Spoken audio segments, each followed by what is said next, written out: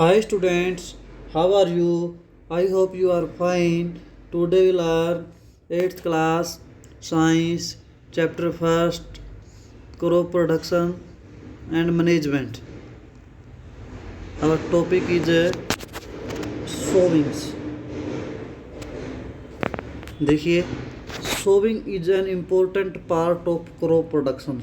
Sowing भी बहुत ही ज़रूरी पार्ट्स है क्रॉप प्रोडक्शन का, फसल की बिजाई का।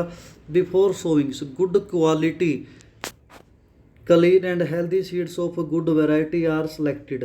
अच्छे और स्वच्छ बीज अलग कर लिए जाते हैं, सेलेक्ट कर लिए जाते हैं बोने के लिए, क्योंकि सोविंग क्या है, बीजों का बोना, बुआई। Farmer prefer to use seeds which high yields. वो बीज ही बोने चाहिए जिससे बोने से अच्छी मात्रा में फसल पैदा हो, अच्छी मात्रा में फसल की पैदावारी हो।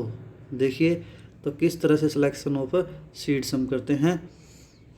तो पहेली कहती है, one day I saw my mother put some crumbs seeds in this vessels and pour some water on them. उसने अपनी माँ को देखा कुछ चने के बीज एक वेसल्स में डाल रही थी और साथ में पानी। After a few minutes some seeds started to float. कुछ समय बाद बीज कुछ ऊपर तैर के आगे कुछ चने। And I wonder why some seeds float on water. ये पानी के ऊपर क्यों तैर रहे हैं। देखिए भाई, इसका भी रीज़न है, क्योंकि कुछ जो बीज हैं वो हल्के होते हैं, थोथे होते हैं, बीच में से ख़राब होते हैं, तो वो तैर के पानी के ऊपर आ जाते हैं। देखिए activity 1.1, take a beaker and fill half of it with water. एक बीकर ले लीजिए और आधा इसको पानी से भर लीजिए। Put a handful of the wet seeds and stir well, wait for some time. इसी तरह से कुछ बीज डाल लीजिए, चाहे वेट गेहूं के डाल दीजिए, चाहे चने के डाल दीजिए, कोई भी, और कुछ समय के लिए वेट कर लीजिए। Are these seeds which float on the water. कुछ इसमें से बीज ऐसे होंगे जो पानी पे तैर रहे हैं।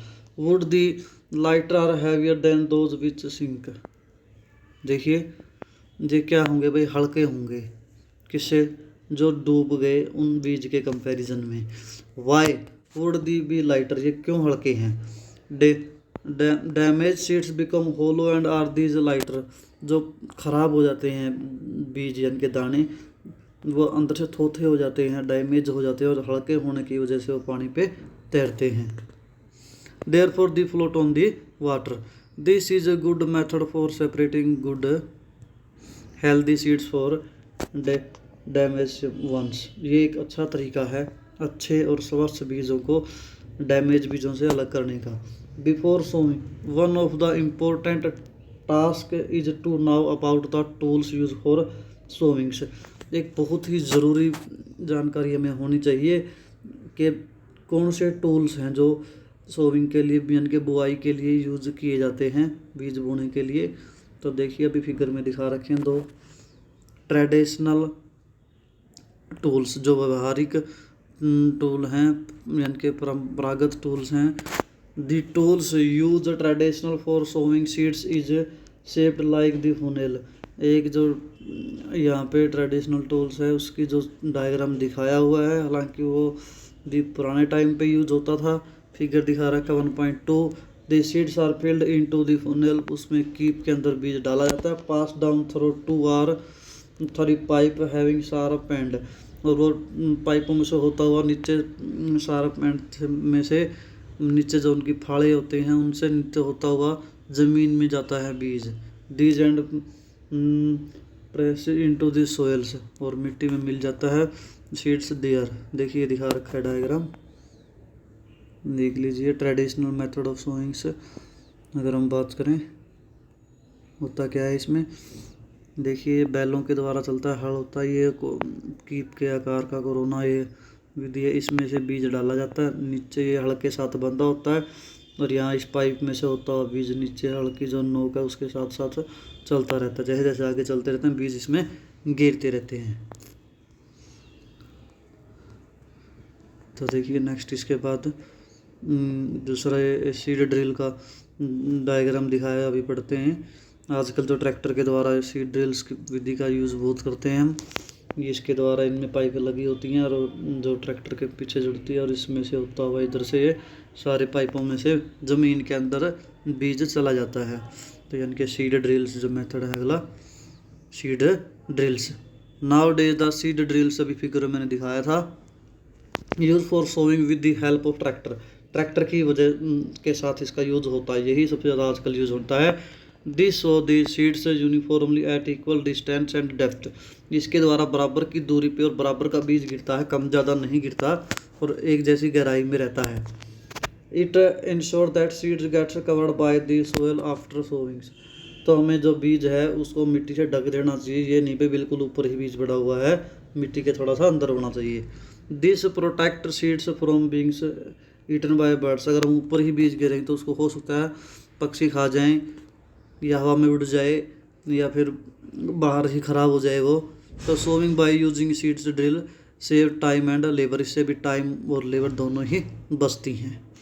इसके बाद भूजो कहता है दियर is a nursery near my school. उसके स्कूल के पास कोई नर्सरी है, जैसे पौधे वगैरह जहाँ तैयार करते हैं। I found that little plants were kept in small bags. कहते हैं छोटे छोटे पॉलीथीन के जैसे होते हैं, उसके अंदर छोटे छोटे पौधे उगाते हैं। Why are they kept like this, ऐसा क्यों करते हैं वो। देखिए इसके बाद पहेली कहती है seeds of few plants such as paddy, जैसे अगर बात करें हम जीरी की, are first grown into nursery, पहले उनकी नर्सरी तैयार की जाती है, पौध तैयार की जाती है। When they grow into seedlings they are transplanted to the field manually. जब वो बढ़ जाती हैं, अच्छे से तैयार हो जाती है, फिर उसको प्रॉपर तरीके से खेत में लगा दिया जाता है। Some forest plants and flowering plants are also grown in this nursery. कुछ ऐसे ही और भी बहुत पौधे या फिर कुछ मतलब के फूलों के पौधे भी ऐसे ही तैयार किए जाते हैं इसी तरह से नर्सरी में। देखिए appropriate distance between the seeds is necessary, क्योंकि बीज के बीच में मतलब कि जो डिस्टेंस है वो प्रॉपर होना ज़रूरी है। अवॉइड ओवर क्राउडिंग, क्योंकि ज़्यादा बीज भी नहीं उगा सकते हम, जिससे एक दूसरे को प्रॉपर न्यूट्रिशन नहीं मिल पाएगा, प्रॉपर पोषण नहीं हो पाएगा। This allow plant to get, जिसकी वजह से क्या होता है भाई,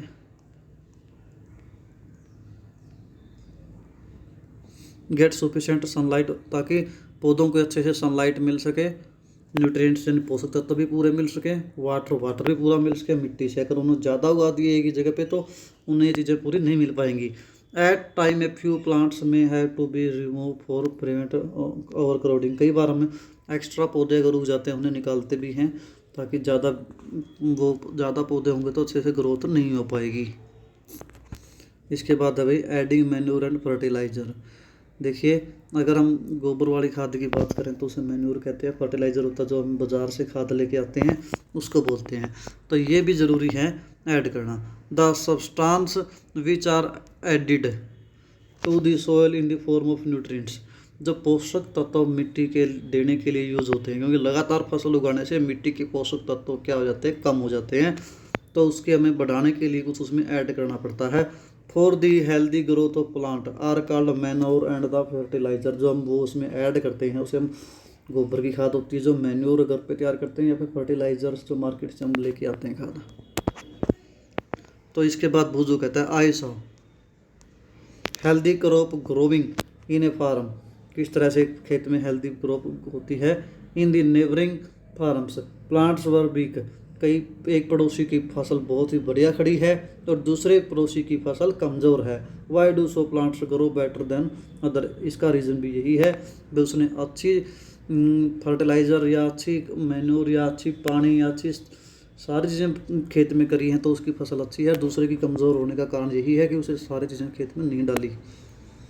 तो देखिए soil supplies minerals nutrients to the crop plant, क्योंकि जो मिट्टी है उसी से पौधों को मिनरल्स और पोषक प्राप्त होते हैं।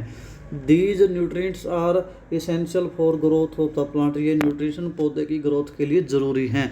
In certain areas farmer grow crop after crop in the same field से, कई बार किसान क्या करते हैं एक फसल काटी दूसरी बो दी, एक काटी दूसरी बो दी, ऐसा ही होता है हमारे एरिया में भी ऐसा ही करते हैं, एक फसल बोई काटी साथ के साथ ही दूसरी बो दी।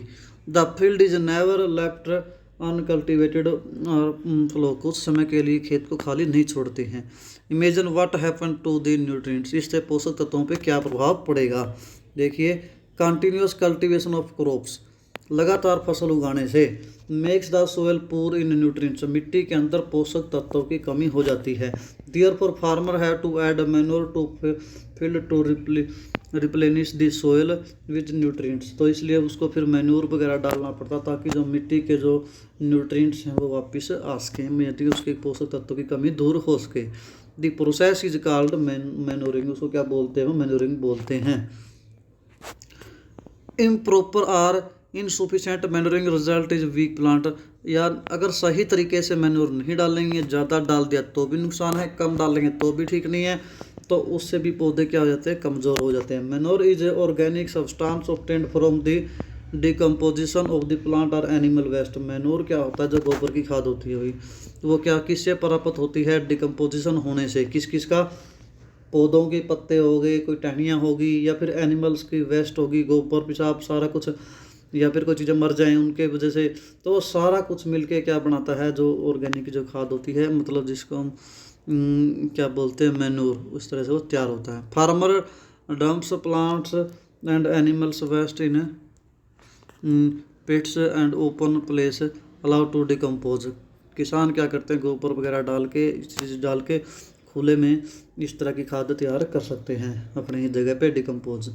दी decomposition is caused by some micro organism, क्योंकि कुछ सूक्ष्म जीव होते हैं जिसकी वजह से डिकम्पोजिशन होता है, मतलब कि उनकी जो सब्सटेंस, जो वेस्ट पदार्थ है, गोबर पेशाब या जो भी चीज़ें, वो सारी चीज़ें उनको डिकम्पोज किया जाता है सूक्ष्म जीवों के द्वारा, माइक्रो ऑर्गेनिज्म के द्वारा उनकी खाद बना दी जाती है।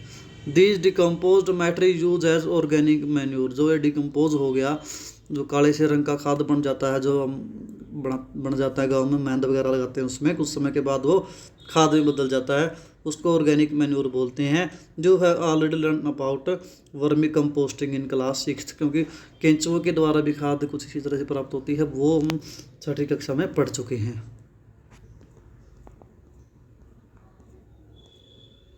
तो देखिए,